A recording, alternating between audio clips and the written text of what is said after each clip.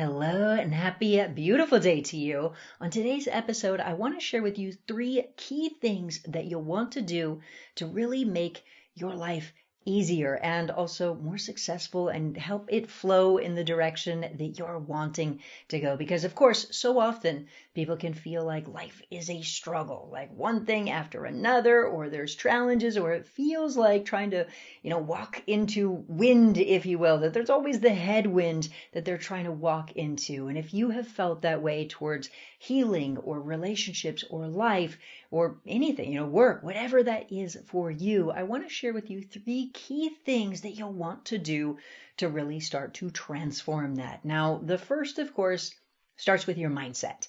So all of the time, people are wanting or trying to go in a direction that they have subconscious resistance to. And so often it can be completely counterintuitive.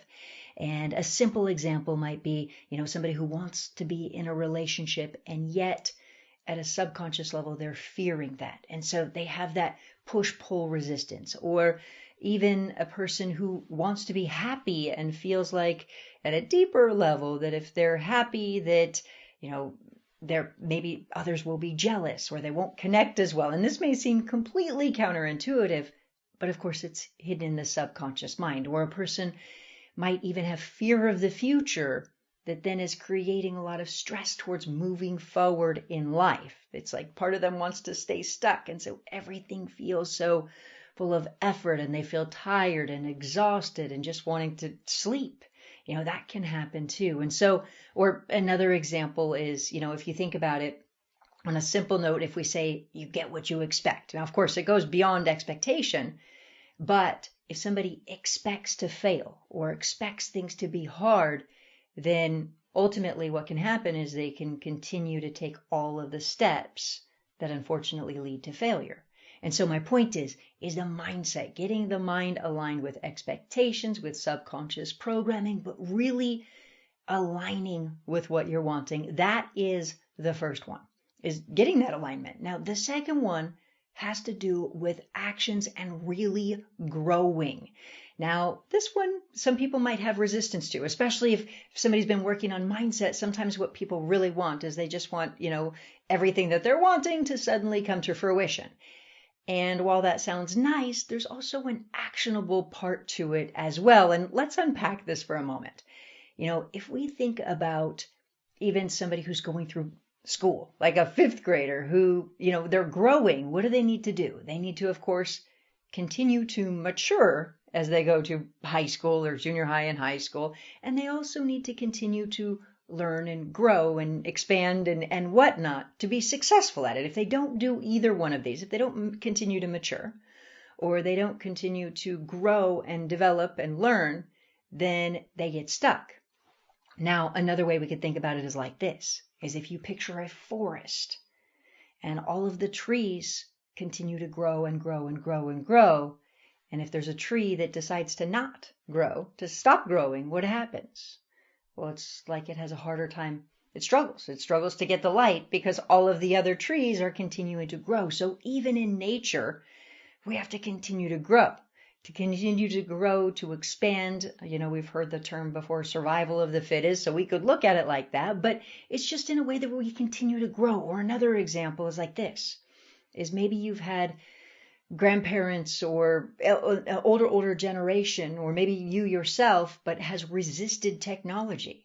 And I can't tell you how many times I've seen people who resisted technology over and over and over again and got older and then felt very disconnected. Like they don't know how to use a computer. They don't know how to use, an ATM or whatever it is. But over the years, felt very disconnected from people because they didn't continue to grow. So our world continues to grow. And even in work, I've seen people who maybe in their job profession, they got to a point in life where they felt like, they should be able to just go into their 9-to-5 job and then go home and watch TV for the rest of the time, or, just go play, and which is great, but they kind of stopped growing. And then what happened is, of course, technology and processes and life continues to change and grow. And then they feel like suddenly this younger generation is wanting their job, etc. And I get it. Like a lot of times people will feel fear and stress and insecure in their job because they feel like somebody younger who's got fresh ideas or more knowledgeable might take it. And that's the thing, is that just like a tree continues to grow and expand, or even, if we look at fish, I mean, there's a survival of the fittest. There's, it's among every animal. I'm not saying that's, that's what we need to do is not fight each other, but instead just continue to grow and expand and grow and expand.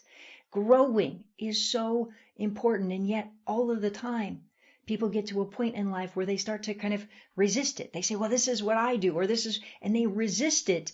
And so what happens is they end up feeling like life is hard. I mean, in today's world, if you don't know technology, life can feel hard. It feels hard to accomplish almost anything because so many things are run with technology, from banking to, cell phones to the computer, like all of these things that run with technology. So if you don't know it, then of course it feels hard. But that's also growing in relationships, growing and connecting. Sometimes in a relationship, people will get married and then they feel like, oh, well, now I'm married, I'm secure. I don't need to keep growing. I don't need to keep showing up in the relationship. I'll just be. And of course you want to be, but you want to grow together.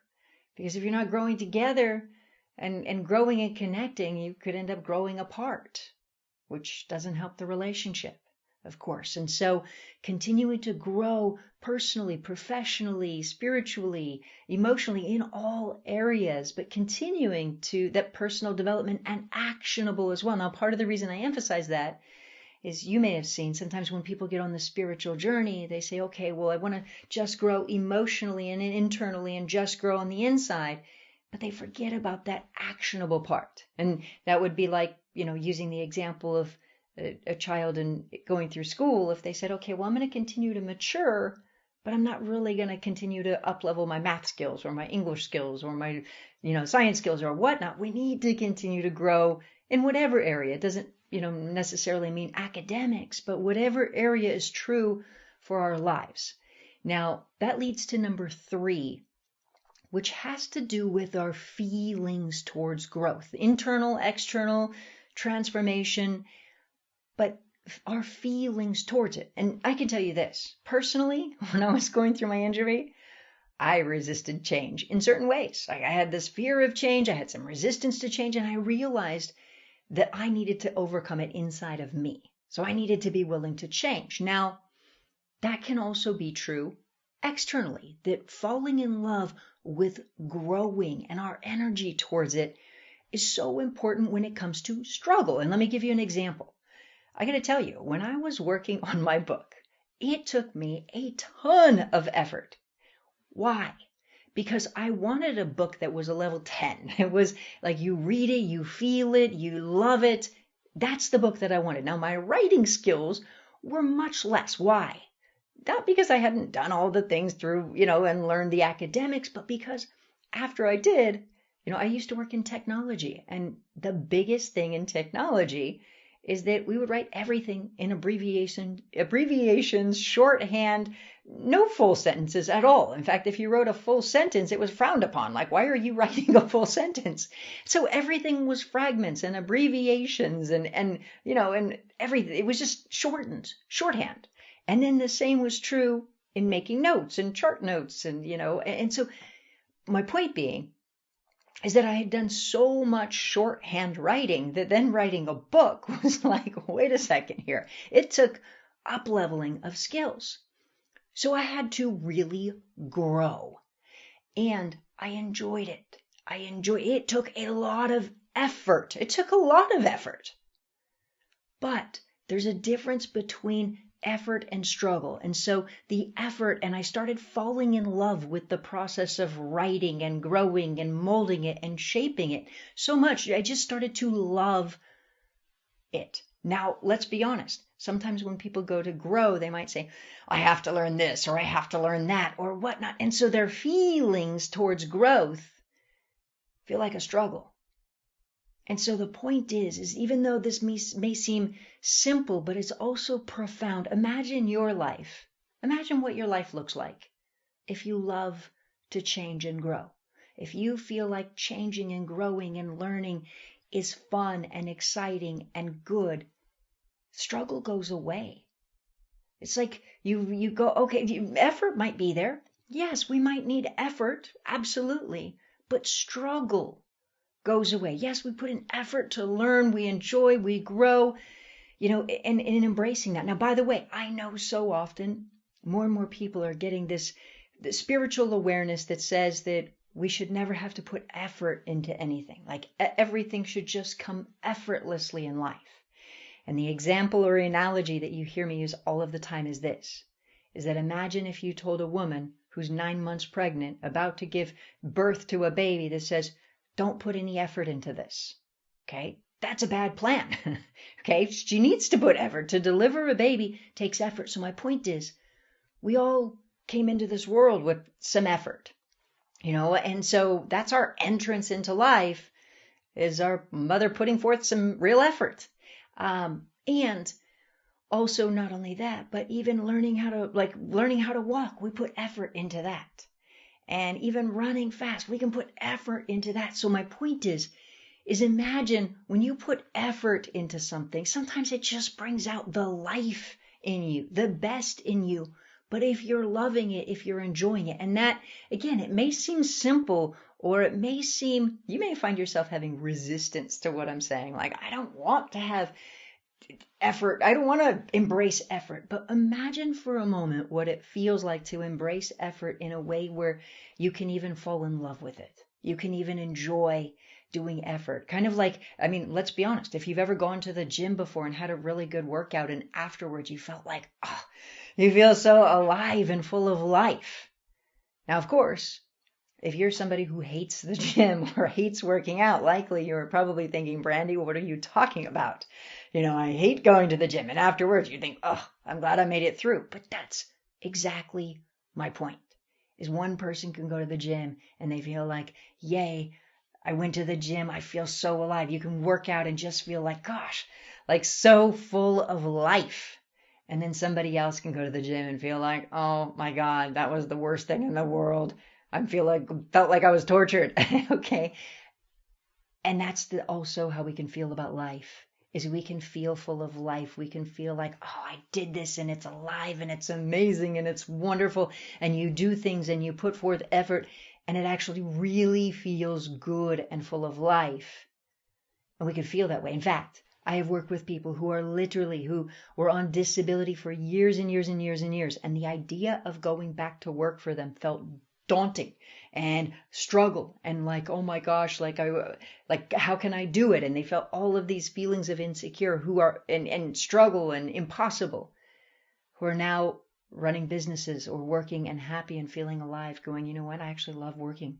I love feeling like I'm part of life and full of life and doing and having colleagues and working and having a purpose and a mission and a collaboration and a team and a feeling of it. So they literally did that exact transformation.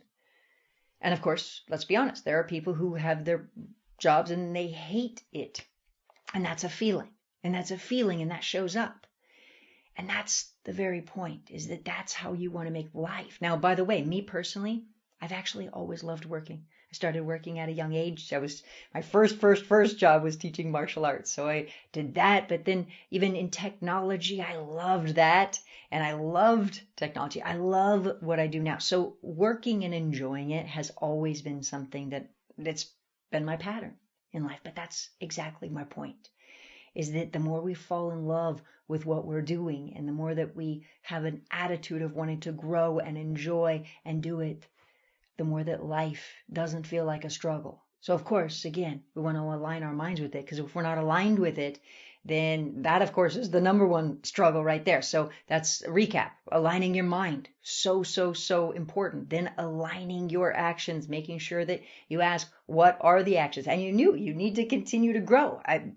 For me, 5 years ago, what I was doing then compared to now, and just writing the book and continuing to expand and grow every day. And then also falling in love with the process of growth, learning to love it, learning to enjoy it, to embrace it. That really does create an incredible flow that can help you fall in love with life. And so Those are the insights that I want to share with you today. Why? Because I imagine if we looked around the world and everybody was in love with life and in love with growth and in love with transformation and in love with aligning with what they're wanting and feeling full of life. I mean, it really would be incredible. And by the way, the juxtaposition, because so often I hear people who, they want life to have no effort. They go, imagine if we looked around the world and everybody was doing nothing and just saying, well, I hope I manifest this and I hope I manifest this and I hope, and they don't want to, have a restaurant because that would be effort, or sell houses or do that. Like, it's like the more that we do and be and live and are alive and full of life, that's what we want, to be full of life, to live a life that is full. And so just looking at that and enjoying. And so I want to invite you to look at this and maybe apply this to your own life. Is ask yourself, maybe which one of these three areas maybe needs the most attention in your life. And so just food for thought, but those are three critical keys that can help you to really start to create a pivotal change in your life if you really, really embrace them. So that said, it has been such a pleasure connecting with you today. Please do take just a quick moment to hit the share button on this episode. Share it with somebody you love, somebody you care about, or somebody you don't even know, because the more that every single person has a fantastic, amazing, happy, healthy, wonderful life, the better this world is for all of us. And so please do make a quick moment to hit the share button, and please do make a point to have an incredible rest of your day.